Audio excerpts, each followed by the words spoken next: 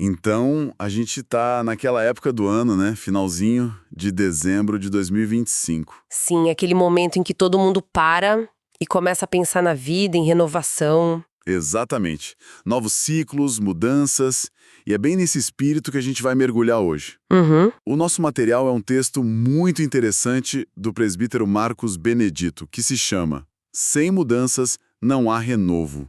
Um título bem direto. Muito. E o que eu achei genial é que ele pega essa palavra renovação, que todo mundo adora, e joga uma pergunta na nossa cara, tipo, a gente quer mesmo novo? Ou só uma maquiagem no que já é velho, né? Isso. Ele explora essa tensão entre querer renovar e, ao mesmo tempo, resistir à mudança de verdade, seja na vida pessoal ou, como ele foca mais, dentro da igreja. E ele já começa com uma base bíblica forte para isso, né? Sim, ele abre com Romanos 12:2, que é transformai-vos pela renovação da vossa mente, já coloca o foco todo no lugar certo. É um ponto de partida muito inteligente, porque a mudança começa aí, no jeito de pensar. Não é sobre o exterior, é sobre o motor interno. O texto já avisa desde o início que não vai ser uma conversa, assim, muito confortável. Totalmente. Então vamos lá. A primeira frase do texto já é um soco no estômago. Ele diz: não há mudança para quem não quer mudar. Direto e reto. E ele aponta como muitos de nós queremos o novo, sabe? Um ano novo, uma igreja renovada. Mas, na prática, a gente continua repetindo os mesmos atos, os mesmos discursos. E isso dói de ouvir porque a gente se enxerga um pouco nisso, né? Mesmo sem querer. Com certeza. E o jeito que ele descreve essa condição é o que chama atenção. Ele não fala só de inércia, tipo de preguiça. Ele usa o termo adaptação à estagnação. Adaptação à estagnação. Isso é forte. A pessoa se acostuma com o lugar comum.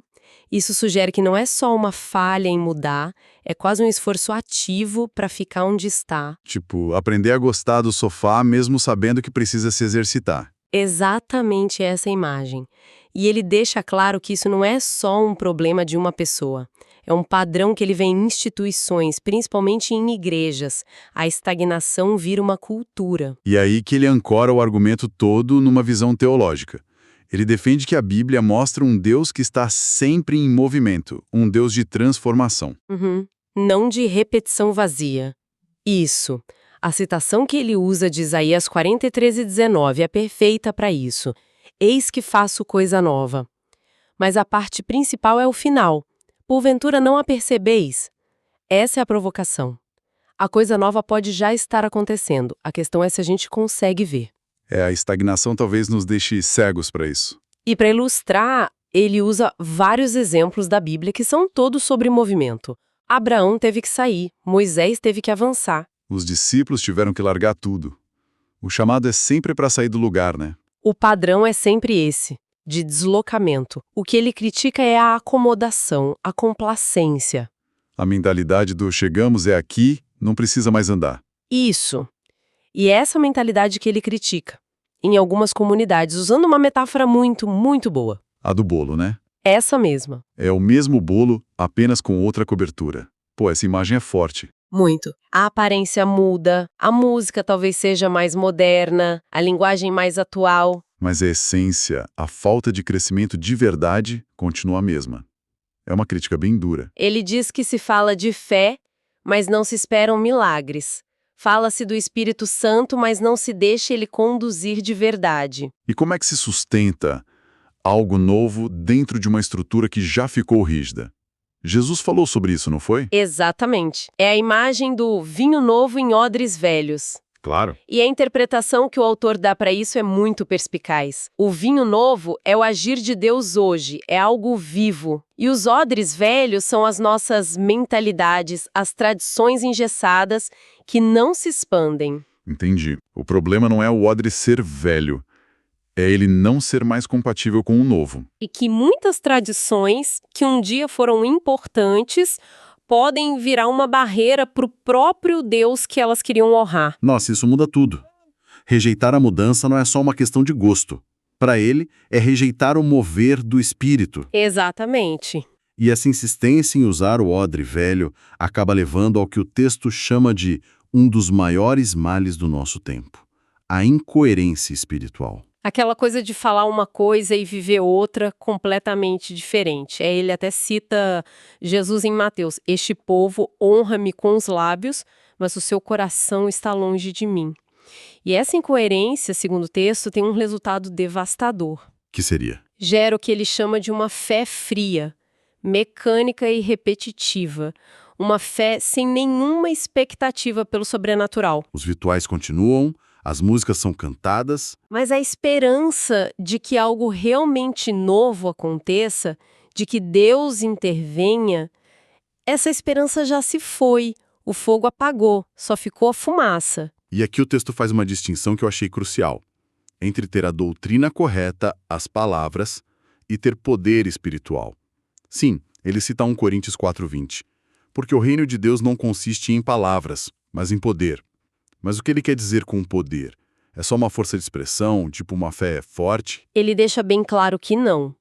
Não é só uma metáfora, é uma distinção fundamental. Certo. Ele não descarta a doutrina, as palavras. A doutrina seria tipo a planta baixa de um prédio. Mas o poder é a energia que constrói o prédio, que acende as luzes, que o torna habitável. Entendi. O perigo é ter uma planta perfeita de um prédio que nunca sai de papel. Exato. E ele lista manifestações bem concretas desse poder. Milagres, curas, profecias, um renovo que dá para sentir. E ele conecta isso direto com a promessa de Jesus em Atos sobre receber poder com a vinda do Espírito Santo. Então, uma fé que só tem as palavras, mas que não busca ou até nega esse poder, é uma fé incompleta. Isso. Perdeu a força vital. E essa falta de poder leva o autor a fazer umas perguntas bem diretas, quase uma sacudida no leitor. Como esperar mudança se não há investimento no crescimento da obra? Ou como falar em renovo sem evangelismo? E como esperar avivamento sem missões? Ele está basicamente dizendo que não dá para colher o que nunca foi plantado. Exato. E o interessante dessas perguntas é que elas tiram o debate do campo só da teologia e trazem para a prática, para o chão de fábrica da igreja. Elas conectam a crença com a ação. Isso. Ele liga a falta de renovo com a falha em cumprir a missão principal da igreja. E ele ancora isso na última ordem de Jesus em Marcos: "Ide por todo mundo e pregai o evangelho." E ele faz questão de frisar, né? Sim, ele escreve: "Não foi uma sugestão, foi uma ordem." Essa ênfase na ordem é fundamental. Tira a ação do campo da escolha, do eu não tenho dom para isso, e coloca no campo da obediência. Com certeza. Aí ele continua com outra frase forte: "O evangelho não foi feito para ficar retido. A imagem é de um rio que precisa fluir. Se você represa, a água para, fica estagnada, morre." Exatamente.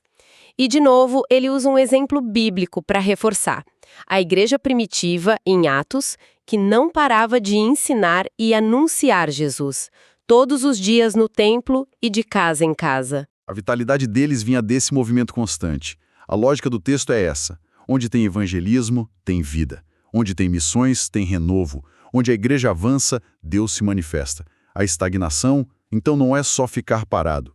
É uma desobediência. E isso nos leva ao clímax do argumento dele, o ponto que amarra tudo.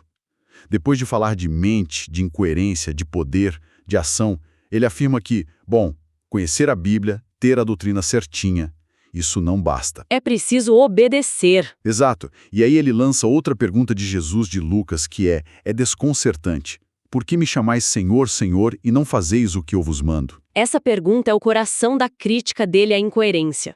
Ela mostra o abismo entre o que se fala e o que se faz. É como chamar alguém de chefe e ignorar tudo que a pessoa pede. O conhecimento sem a prática vira hipocrisia, na visão dele.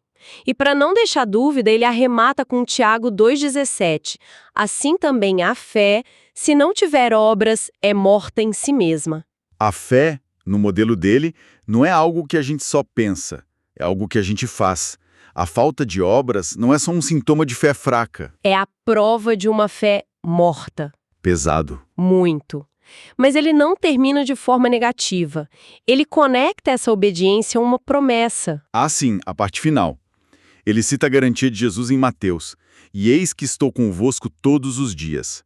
Só que o ponto crucial, que a gente às vezes esquece, é o contexto. Essa promessa vem depois da ordem de ir e fazer discípulos. Exatamente. Então, na leitura do autor, a presença de Deus acompanha a igreja que obedece, a igreja que se move. A promessa não é para quem fica parado, esperando. É para os que vão. É uma companhia para a jornada. Isso. Então, se a gente for resumir a mensagem central do texto, é sobre uma escolha que não dá para evitar. Ou avançar ou estagnar. Não tem meio termo. O renovo de verdade exige essa transição do discurso para a ação, do conhecimento para a obediência. Sem dúvida. O texto todo funciona como um chamado para a gente se autoavaliar. Ele não pergunta só no que a gente acredita. Mas o que a gente está fazendo com o que acredita? Exato. A nossa fé é um substantivo, algo que a gente tem, ou é um verbo, algo que a gente faz? Acho que a questão é essa. E isso nos deixa com uma última reflexão, um ponto que fica aqui martelando. O texto começa com Romanos 12.2, sobre a renovação da mente, que é um processo interno de pensamento. Só que a maior parte do argumento dele defende ações externas, evangelismo, missões, obras. Verdade. E a provocação final que fica é justamente essa. Qual é a relação entre esses dois polos? A transformação interna da mente e a ação externa no mundo. Uma coisa precisa acontecer 100% antes da outra. Tipo, primeiro eu renovo minha mente e só depois eu começo a agir. Ou será que uma coisa alimenta a outra num ciclo? A própria ação de obedecer também não renova a nossa mente? E uma mente renovada não impulsiona mais ação? O texto não dá essa resposta pronta. Não, ele nos deixa com essa pergunta que é fundamental para entender o que é uma transformação de verdade.